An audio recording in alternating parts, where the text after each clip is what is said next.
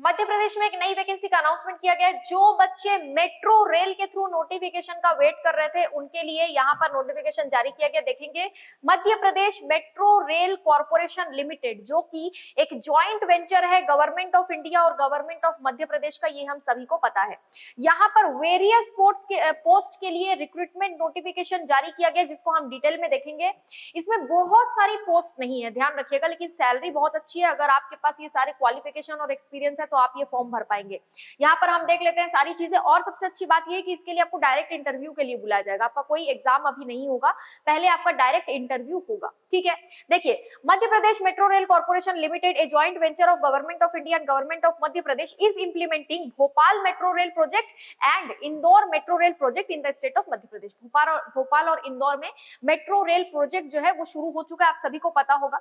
अब यहाँ पर जो है ये इनवाइट कर रहा है application from qualified and experienced candidates. Qualified और एक्सपीरियंस्ड कैंडिडेट्स से ये एप्लीकेशन इनवाइट कर रहा है, यानी कि एप्लीकेशन मांग रहा है कि आप फॉर्म भरिए डेप्यूटेशन कॉन्ट्रैक्ट रीएम्प्लॉयमेंट के पोस्ट के लिए, यानी कि डेप्यूटेशन होगा या फिर रीएम्प्लॉयमेंट होगा, ठीक है, या फिर कॉन्ट्रैक्ट बेसिस पे है ना, on standard terms and conditions. अब यहाँ पर हम लोग देख लेते हैं पोस्ट कौन कौन सी है। असिस्टेंट मैनेजर की पोस्ट है। असिस्टेंट मैनेजर की जो पोस्ट है उसके लिए टाइप ऑफ अपॉइंटमेंट क्या रहेगा, डेप्यूटेशन, कॉन्ट्रैक्ट या रीएम्प्लॉयमेंट, ठीक है। यहाँ पर आप देखोगे qualification for candidates working in railway या फिर स्टेट और central government, graduate from a recognised university और इंस्टीट्यूट। भारत के किसी भी विश्वविद्यालय से आपने अगर ग्रेजुएशन किया तो ये फॉर्म आप भर पाएंगे, लेकिन यहाँ पर लिखा है for candidates working in railway या फिर स्टेट और सेंट्रल गवर्नमेंट, ठीक है। नीचे देखेंगे for candidates working in metro rail, ये उन कैंडिडेट्स के लिए है जो कि रेलवे या स्टेट और सेंट्रल गवर्नमेंट में जॉब कर रहे हैं, ठीक है। और यहाँ पर जो है उन कैंडिडेट्स के लिए ये है जो कि वर्किंग इन मेट्रो रेल या फिर मेट्रो रेल में वर्क कर रहे हैं या फिर रेलवे पीएसयूज में या फिर दूसरे किसी पीएसयू में वर्क कर रहे हैं, उनके लिए है। उनके लिए क्या है, एमकॉम या फिर एमबीए या फिर पीजीडीएम इन फाइनेंस या फिर सीए फ्रॉम आईसीएआई और CA inter from ICWA from a recognised university. अलग अलग तरीके से आपको क्वालिफिकेशन बताया गया है, थोड़ा सा अच्छे से पढ़ लीजिएगा, ठीक है। अब यहाँ पर वर्क एक्सपीरियंस बताया गया है। Candidate should have knowledge and working experience in area of contract management, financial statements, corporate accounting, project accounting, financial management, multilateral या बाइलेटरल फंडिंग, ये सारी चीजें आप एक्सपीरियंस के मामले में देख सकते हैं। दूसरा है असिस्टेंट मैनेजर। यहां पर आप देखेंगे डोमेन क्या है, एचआर एंड एडमिन, सब डोमेन एचआर है, ठीक है। टाइप ऑफ अपॉइंटमेंट वही सेम है। अब यहाँ पर मतलब आप यहाँ पर क्लेम नहीं कर सकते कि हमको जो है कॉन्ट्रैक्ट पूरा होने के बाद भी आपको जॉब में रखना है, ऐसा आप क्लेम नहीं कर पाएंगे, ठीक है। ये पूरी तरीके से कॉन्ट्रैक्ट बेसिस पर होगा। इसके लिए जो क्वालिफिकेशन मांगा गया है वो है एमबीए या फिर PGDM with specialisation in HR या फिर equivalent master degree with specialisation in HR, MSW, LLB from government recognised university, ठीक है। और यहाँ पर फॉर डेप्यूटेशन या फिर रीएम्प्लॉयमेंट बेसिस, देखो ये कॉन्ट्रैक्ट बेसिस का है। यहाँ पर दो और ऑप्शंस है ना, कॉन्ट्रैक्ट, डेप्यूटेशन और रीएम्प्लॉयमेंट।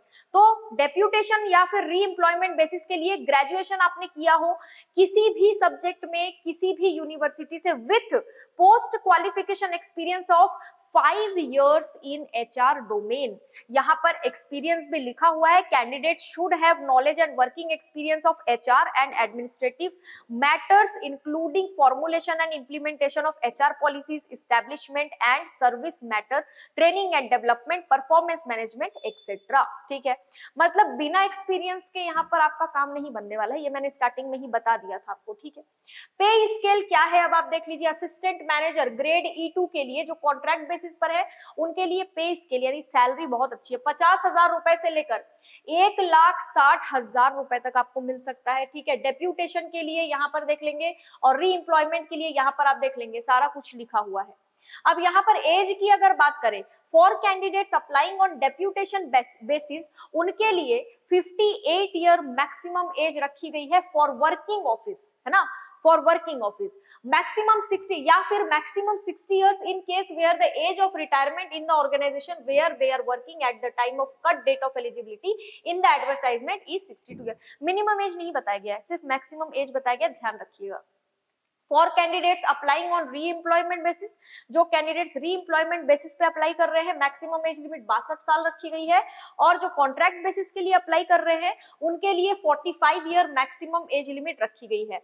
डिफरेंस एंड पे स्केल रिक्वायरमेंट फॉर एलिजिबिलिटी, यहाँ पर एक्सपीरियंस के हिसाब से आपका जो पे स्केल है वो बताया गया है।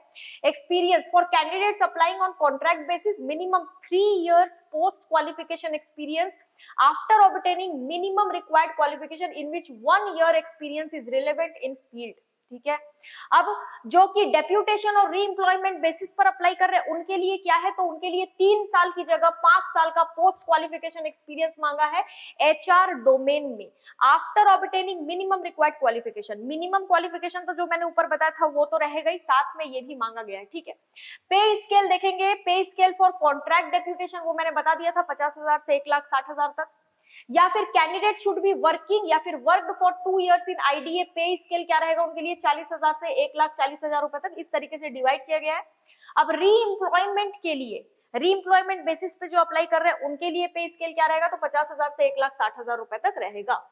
जनरल कंडीशंस है यहाँ पर, the number of post indicated above may very, ऊपर नीचे हो सकता है पोस्ट, नीचे तो नहीं जाएगा, हो सकता है बढ़ ही जाए क्योंकि बहुत ही कम पोस्ट है ना। अब यहाँ पर आप देखोगे एक्सपीरियंस वगैरह के बारे में लिखा है, हम लोग देख लेते हैं अप्लाई कैसे करना है। ठीक है, eligible and willing candidate for aforesaid post are required to apply online through website, देखो वेबसाइट देख लो mponline.gov.in, या फिर एक और वेबसाइट है mpmetrorail.com। ठीक है, इनमें से किसी एक वेबसाइट पर आप अप्लाई कर सकते हो। यहाँ पे लिखा हुआ नो अदर मीन्स, और किसी भी तरीके से आपको अप्लाई नहीं करना है, यही जो है यही दोनों मोड ऑफ एप्लीकेशन है। ठीक है, अब हम आगे और भी चीजें देख लेते हैं। सिलेक्शन प्रोसेस की जो बात आ रही है, अच्छा पोर्टल चार्जेस यहाँ पर देख लेंगे। कैंडिडेट्स आर रिक्वायर्ड टू पे one time non refundable MP online portal charges जो कि 170 रुपीज है, प्लस 18% GST आपको देना पड़ेगा। ठीक है, जब आप यहाँ पर अप्लाई करेंगे तब की बात है ये। अब यहाँ पर देखो सिलेक्शन प्रोसेस, जैसा कि मैंने बताया था आपको कोई रिटर्न एग्जाम स्टार्टिंग में नहीं देना है। ठीक है, तो यहाँ पर आपको MPMRCL reserves the right to shortlist any candidate for interview, आप अप्लाई कर दीजिए। किसी भी कैंडिडेट को शॉर्टलिस्ट अगर करना, इंटरव्यू के लिए बुलाना है, वो डिसाइड कौन करेगा, MPMRCL ही डिसाइड करेगा। ठीक है, priority for shortlisting shall be relevant metro experience and seniority in desired पे scale, the decision of selection committee shall be final. Shortlist किस हिसाब से किया जाएगा, प्रायोरिटी उनको दी जाएगी जिनको एक्सपीरियंस ज्यादा है। ठीक है, जो ज्यादा सीनियर है उनको प्रायोरिटी दी जाएगी।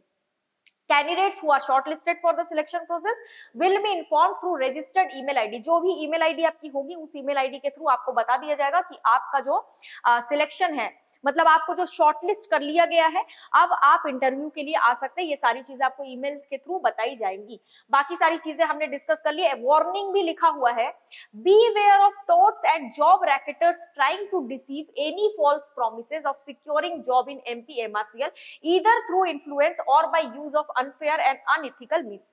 मतलब क्लियरली आपको वार्निंग दी गई है कि ऐसे लोगों से बिल्कुल बच के रहना है जो जॉब रैकेटर्स हैं और ट्राई टू डिसीव यानी कि धोखा देने की फिराक में घूम रहे हैं और आपसे बोलेंगे हम पैसा लेकर आपका काम करवा देंगे, हम डायरेक्ट आपका काम करवा देंगे। तो ऐसे लोगों से आपको बिल्कुल दूर रहना है, ये वार्निंग यहाँ पर दी गई है। ठीक है, जो भी चीजें आपको चेक करनी है, आपको यहाँ पर जो है वेबसाइट मैंने बता ही दिया था ऊपर। ठीक है, उस वेबसाइट के थ्रू जो है आप यहाँ पर सारी चीजें चेक कर सकते हैं और बाकी सब चीजें हमने डिस्कस कर ली है। ये जो वेबसाइट है इस पर जाइए, आपको नोटिफिकेशन वगैरह मिल जाएगा, डिटेल मिल जाएगा। और ऐसा नहीं है कि सिर्फ MP का ही, ठीक है, आपको दूसरे भी अगर किसी स्टेट में रिक्रूटमेंट निकला है और आप मूव करने के लिए तैयार है तो उन स्टेट्स के वेबसाइट्स पे भी जाके आप चेक कर सकते हैं।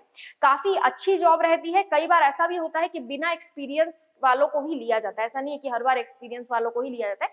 ये तो एक्सपीरियंस वालों के लिए था, बट बिना एक्सपीरियंस वालों के लिए भी वैकेंसी निकलती है, इसलिए वेबसाइट को विजिट करते रहिए। ठीक है, तो मिलते हैं अगले वीडियो में। आज के लिए इतना ही। वीडियो को लाइक कीजिए, चैनल को सब्सक्राइब कीजिए और वीडियो को शेयर कीजिए। Thank you so much.